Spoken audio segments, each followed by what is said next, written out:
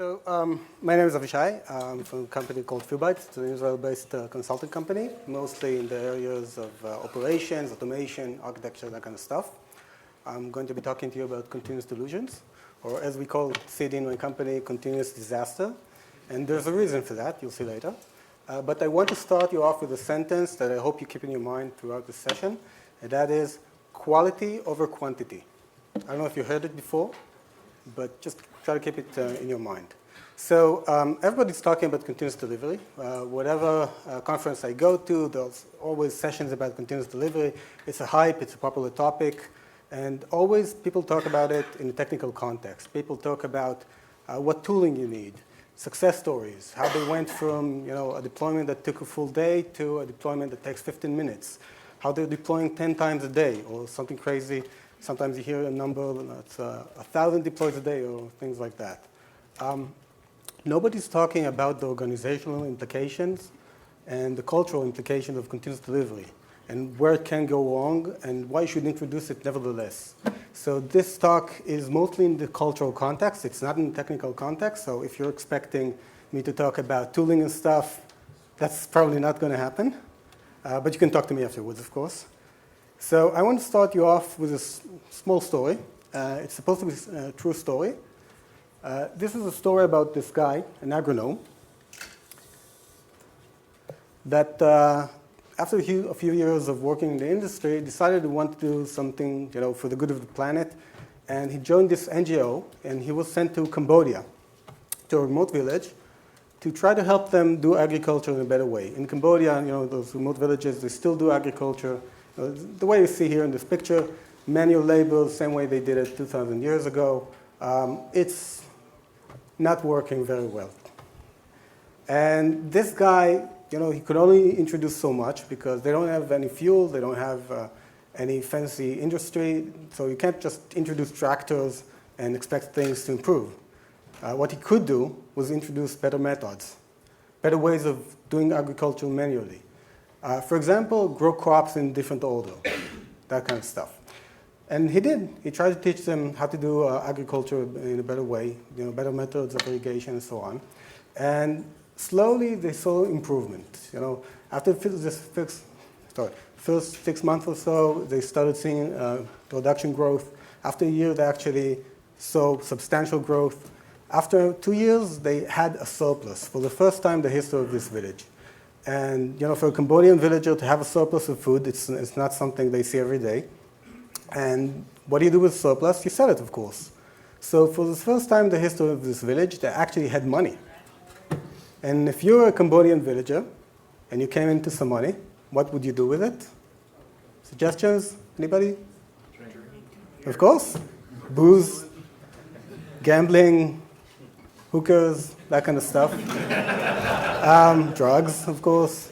And that's what they did. And the results were catastrophic. Within 2 years, the village was completely abandoned. Families broke apart, people had fights all the time, and they just left. And so it became that this guy that wanted to do some good in the world ended up destroying this village. And yeah, that's a rough story, I know. But as we say, in Israel, the operation succeeded, but the patient died. So how does this relate to continuous delivery? Any ideas? So in continuous delivery, we have a process that's supposed to improve our lives, but often doesn't. It results in a catastrophe. And the way it's often initiated is when the CDO or VP of a company goes to a conference, let's say Velocity, something like this. And everybody's talking about continuous deliveries, hearing this awesome talk about how those guys went from A to Z, and it was awesome, and everything's working great. And he's thinking to himself, our deployment sucks. Our deployment isn't very good. It's slow, it's painful, stuff breaks all the time. We could use this process. This process is going to make our company better. So I don't know if any of you guys are doing continuous delivery right now. Show some hands, please. Okay, that's quite a lot, actually. So who's having problems with deployment, not necessarily continuous? No? Okay. So a lot of people are having problems with deployment, and what they think is we can bring continuous delivery to improve this. This will take away our deployment problems. And this is what the CDO is thinking about. And he's trying to understand what he needs to introduce into his company to get continuous delivery to work. And what he's hearing in those talks are the technical stuff. We need automated testing, we need continuous integration, we need configuration management, we need deployment tools. And if we bring those into our company, then we will have continuous delivery, right? So, how do you get those things into your company? You can buy products, you can hire new people, you can train the people you have. It's all feasible, it's all doable. So the VP R&D goes to his company and gathers everybody in a room, gives this great motivational speech about how continuous delivery is going to be awesome, and it's a thing, and we should do it, we should totally commit ourselves. And they decide to do that. They commit themselves, and they say that within 6 months, they will have continuous delivery. And it will work, and it will make the company awesome. And they do. They start to improve stuff. They bring in new QA automation guys. They hire new guys to make automated testing and continuous integration. They build a new DevOps team to make, to automate the servers using Puppet or Chef or a tool like that. They start having automated builds. They start having deployments that are automated. And deployment time do get shorter and shorter. And finally, they start seeing results. Finally, a developer can go to his console, do git commit, and deploy his code to production without having to talk to anybody else. And it's awesome. And the managers are very happy. And finally, work is being done. Until one day, of course, as those stories always go, the system breaks. But systems always break, right? It's not something new. It's not something that never happened before. So what's different this time? This time, nobody seems to be able to get the system back up. For some reason, this catastrophe that starts out as something trivial, and something breaks, turns out to be a horrific story, a horrifying story of complexity and invisibility, and nobody can get the system back up. You just can't. Whatever you do makes it worse. You try to find the issue, and you try to fix something in production, a million other things break. You try to introduce a patch into production. It's very hard because you're trying to do it in a different way than you deploy normally. You find it's a lot harder than it used to be. You try to find a bug. You find something in the code. You track it to the database. The DBA guys are blaming you. You're blaming them. It's a mess. And the CEO is screaming murder all the time because the company is losing money, of course. So it's not fun. And after about 3 days of this, finally, somehow you manage to patch something up and get the system back up. And you try to understand, what happened and why did the disaster strike? Why is it that this time was so much worse than all the other times the system broke? So they have a postmortem. And this is usually what happens in a postmortem. Like all postmortems, people blame each other. You have this department blame game that all corporates have. But this time, they try to understand what's going on. And then the delusion unfolds. Because what you find is that continuous delivery has made your departments even more detailed than what they used to be. Because it made them work together in a way that they never worked together before. Before, they could throw things over a wall, and it was fine. It worked. It worked for many years. But now with continuous delivery, the friction is daily. And the friction is actually so much bigger than it used to be because stuff gets handed over at a very fast rate, very fast pace. Before, you had delivery every 3 months or so, every month. Now you have 10 deliveries a day. The friction is so much bigger, and everybody's fighting because of it. You find that production system has degraded over time. It's not that this issue popped out of nowhere. You had small issues accumulating over time. You had more and more bugs in production, but nobody noticed. Why did nobody notice? Monitoring sucked. There was no visibility or control into production. You tried changing the way that you were doing deployment, just to debug stuff and push emergency patches into production, but you couldn't. Because the way you created the deployment pipeline was so rigid. You haven't thought about that before. So that accumulates to a continuous disaster, basically. It's the situation where this process that you were trying to put into a company to help you do deployment the proper way turned into a process that makes everything work horribly. It introduces changes that break your system more often and in a much more destructive way than before. And we had a lot of examples of this. Because we're consultants, we see those things happen in many companies. And I think that the most severe case was we had a company that asked us to consult them, and they wanted to introduce basically continuous delivery into the system. And they had no automated testing. In fact, they had no testing at all. They had almost no monitoring. They didn't want to involve the IT staff and the operations staff in the continuous delivery pipeline. Their idea was, let's hook up Git with some hooks to production on servers that are manually managed, and we'll have continuous delivery. How awesome is that? So that's a recipe for disaster, of course.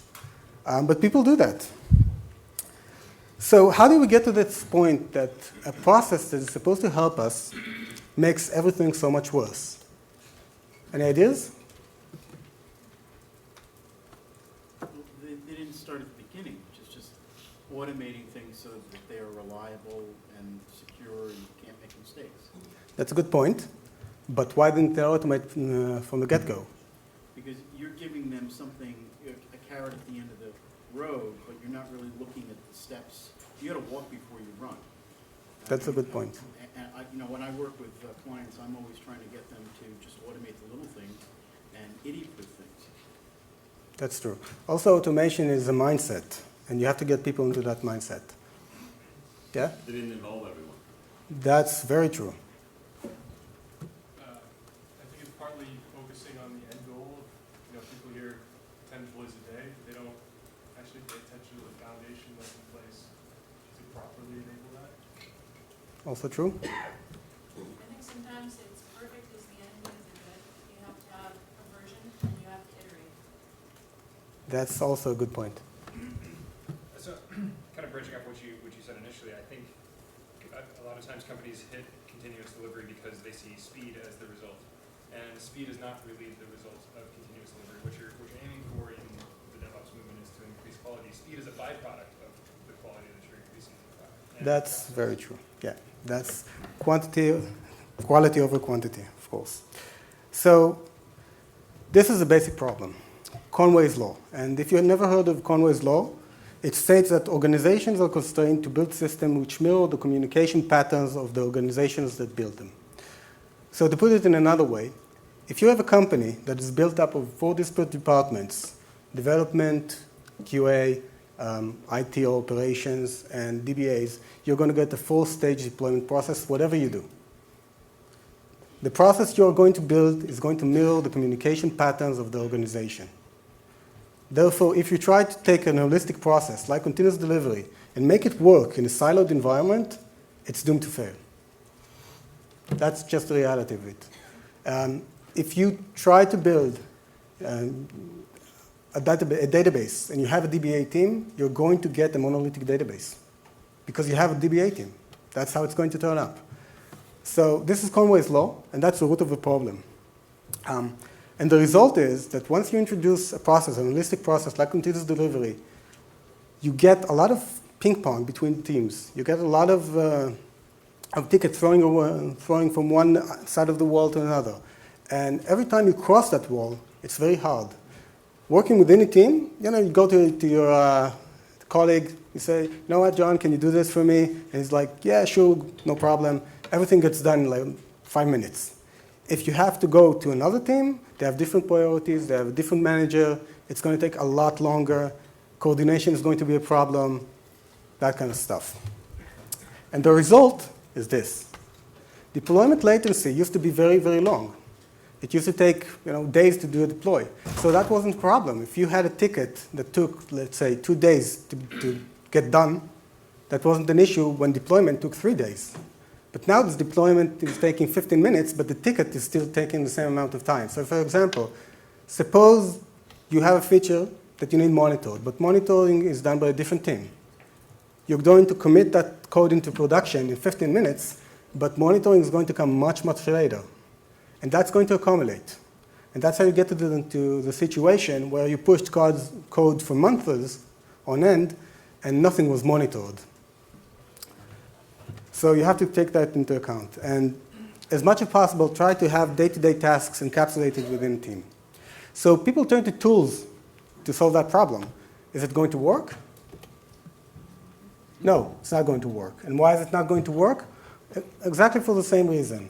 You are going to misuse tools because of Conway's law. Each department is going to have its own different tool.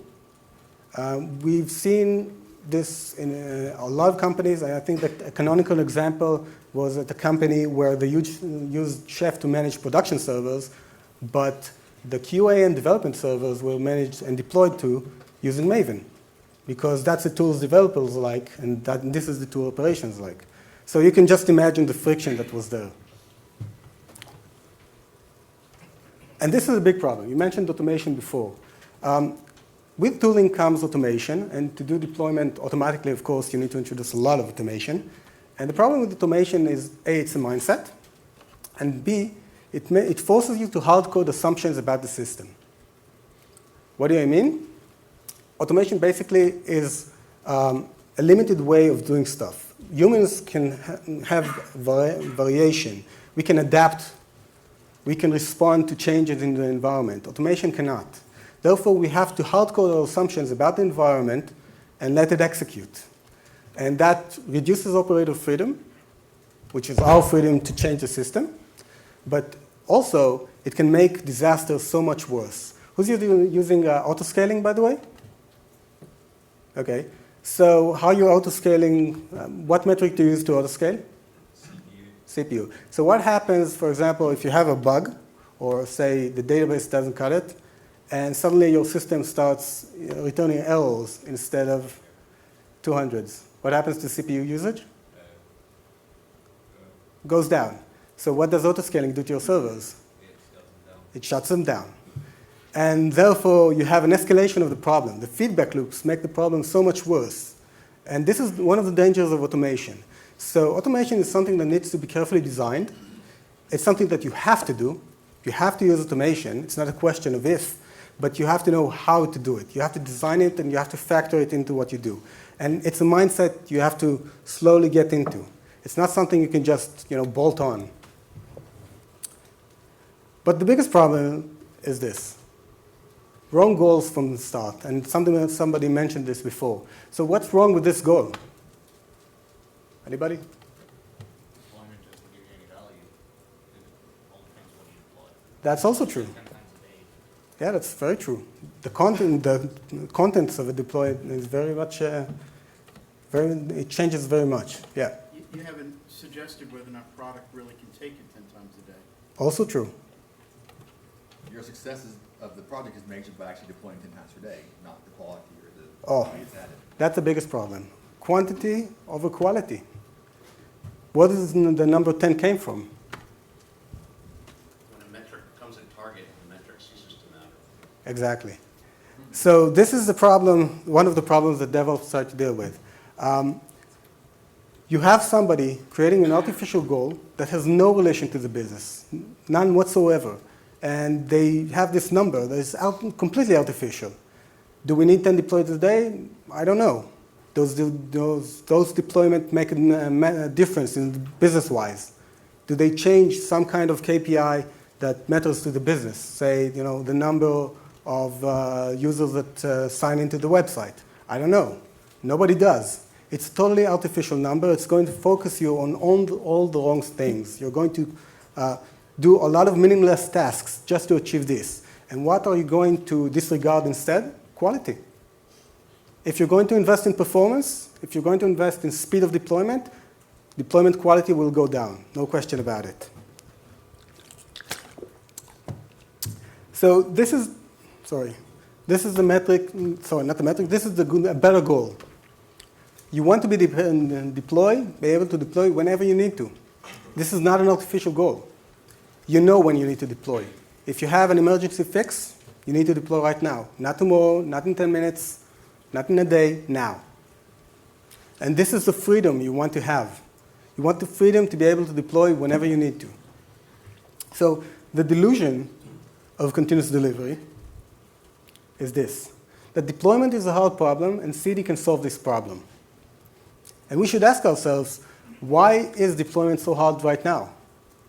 If we're looking for a solution to our problem, before we go and bring this process or this solution or this product to solve our problem, why did we have this problem in the first place? So it turns out that deployment, if you think about it for a minute, is a relatively controllable process. What do I mean by that? We hit a button and we make it start. We control when it starts. We control whether or not there is a deployment.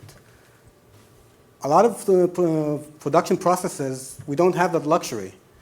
When a load, for example, if a client initiates the transaction, we have no control over when and where he initiates that transaction. So most of the processes we have in production are completely uncontrollable, not to mention very hard to monitor. Whereas deployment, we control a lot of it. So deployment shouldn't be so hard, but it is, for most people at least. And the question, why is it that it's so hard? So it turns out that deployment is very hard because of a bunch of systemic issues that by themselves have nothing to do with deployment. But it manifests in difficulties to deploy. For example, a lot of deployments break your system, right? It happens to all of you. It happens to me a lot. And the reason is that the system is fragile. It's not the deploy that breaks the system. The system is fragile systemically.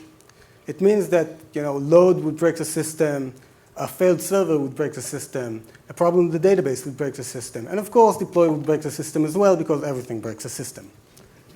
It's not a deploy that breaks the system. Continuous delivery can make your infrastructure better? No. Can continuous delivery make a fragile system more reliable or more robust? Definitely not. Inflexible architecture. So a lot of the companies that hire us have monolithic architectures, old style legacy code, and they want to do continuous delivery. That's a problem. If your architecture is inflexible, it's going to be very, very hard to implement continuous delivery or any type of deployment. You all remember the problems of altering schema on a database, on a heavy database. That's very hard, right? Is this a tooling problem? No. Is it an automation problem? No. It's a problem of architecture. And it can only be solved within the architecture.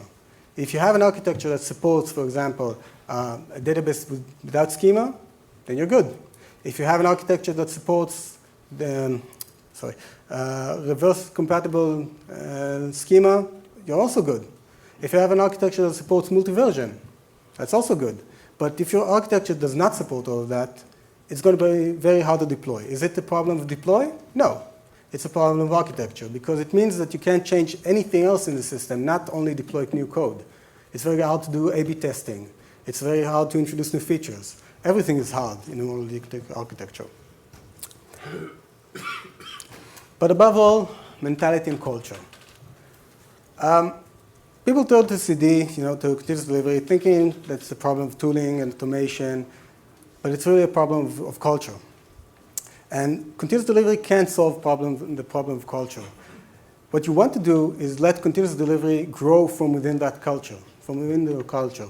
So instead of looking for technological solutions for cultural problems, you should be looking for cultural solutions to your technological problems.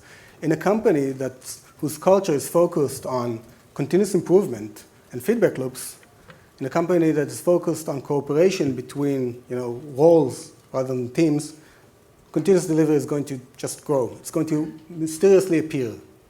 And in fact, it has happened. Somebody invented continuous delivery. So you want to have that kind of atmosphere in a company where it would grow naturally. You wouldn't have to impose it using tooling or artificial goals. So we want to understand what continuous delivery is about so we will know why to introduce it and have the right goals to introduce it. So what is continuous delivery about? Anybody? I don't bite. Yeah? It's about rapid incremental change. Okay. In order to increase quality and reduce risk. And how does it do that? It's about making your, like, the master or main branch of your code continuously deployable. So, That's a little bit of a mystery to me. it's tough.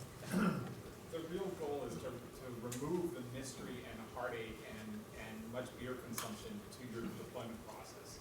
So if you narrow down your delivery window to something that happens often and iteratively, it irons out the rough spots. It raises the bad points higher. So you go, we constantly bump this thing. Maybe if we fix that, our deployments will get better. Instead of every 3 months, you're up all weekend doing a deployment. Yeah, that's the way we used to do it in the army. If you run a lot, it's going to hurt less. It still hurts. This is how I think of continuous delivery. Small increments are safer. If you deliver one commit, it's going to be a lot easier to understand, to reason about what changed and what the effects of all those changes were. Going to be easier to find bugs. Fast feedback loops, which is one of the things DevOps try to emphasize. You deploy, immediately you see the changes in consumer interaction, client interaction, the way our servers respond, the way load changes, and you can make changes again and again and again to respond to those changes. Less inventory, because undeployed code is stuff you wrote, you invested the money in, but doesn't bring any value yet. So you want to bring the inventory to a bare minimum, which is basically the one commit which is in the pipeline. And operational flexibility. This is agile, basically. You want to be able to make changes to your code and infrastructure as fast as possible on a business need. If there's a business need, say, you found your competitors are selling a new product and you want to compete with them, you want to be able to make a deploy and bring this new feature today, if possible. But when people talk about continuous delivery, they don't talk about that stuff. They talk about tooling, for example. So they build this fancy continuous delivery pipeline that delivers code from here to production, but nothing comes back. They forget feedback. Who here thinks of monitoring as part of the continuous delivery pipeline? Oh, that's good. That's very good. But a lot of companies forget this. This is a very important part of continuous delivery. If you don't get feedback, then you're not getting the full benefit of continuous delivery. So you want to have proper monitoring. You want to have information flowing from within the application, business metrics if possible. You want to do analytics on it, and so on. Hands-on access, that's very important. Because people learn by touching stuff, by breaking stuff. So you want to give your developers the ability to do hands-on experience on servers and on the production system. In a lot of companies, this is blocked. It's a mentality issue.